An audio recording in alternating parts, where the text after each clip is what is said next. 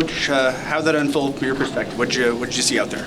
I thought the first period was good for us. There was probably half of the second period after we took the too many men on the ice penalty. I didn't like the rest of the second period. I thought we lost a lot of pace in our game, but I really liked our third. And of course, I liked the finish. Audrey or the tie here? We have to just give it to one. I would go to Cads. Yeah.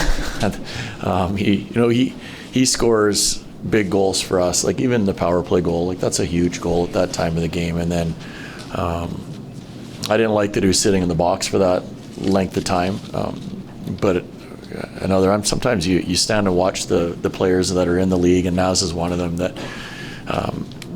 Pressure coming from behind, he still has the composure to make a great play in a breakaway in overtime like that. That's just it's a really big goal from one of our leaders and our main guys that we lean on in those situations. When you've seen him do this a bunch of times, including your last outing, do you have that confidence that the game's over in that moment? I don't know about over, but I know he's going to have impact on games because he's fiery. Like when the games get bigger, I talk about Blake Coleman being that way too.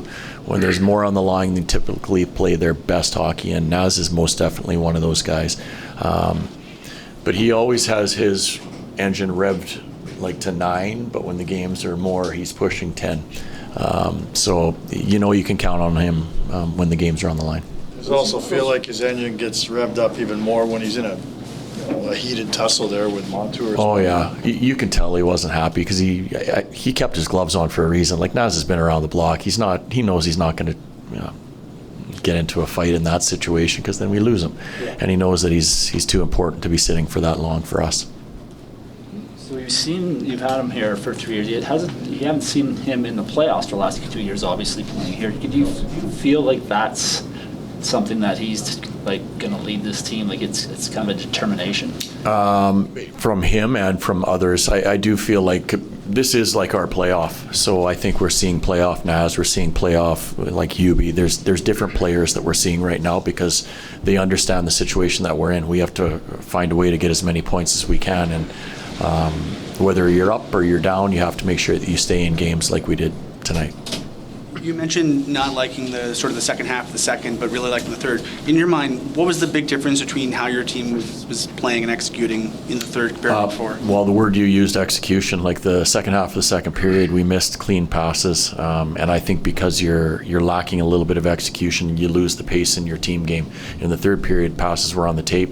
There was a lot more speed, and we spent more time in the offensive zone. So I think it directly correlates to execution. Brian, kind of big picture, like the way St. Louis has been going lately and not slowing down, how do you feel your team sort of responding to that challenge? I think, that's all we can do is worry about us. You can't control anything that's happening to any other teams. Yes, we scoreboard watch, and we're hopeful that teams do us some favors along the way, but we still feel like if we can take care of our business, we're going to be the team that's going to make it, and there's a lot of belief that we're going to be able to do that.